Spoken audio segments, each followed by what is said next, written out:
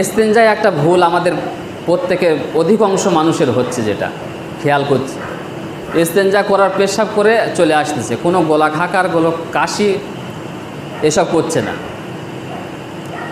এই পুরুষাঙ্গটা একটা পাইপ, পেশাবের থলি থেকে পাইপটা চলে এসেছে, পাইপের পানি যখন বার হয়ে যখন বন্ধ হয়ে যায় তো পাইপের ভেতরে কিন্তু পানি থেকে যায় অনেক।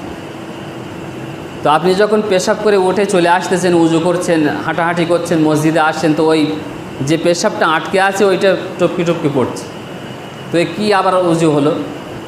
এতে যে আপনার উজু নষ্ট হবে না? এক ফোঁটা বার হলেই আপনার উজু নষ্ট হয়ে গেল।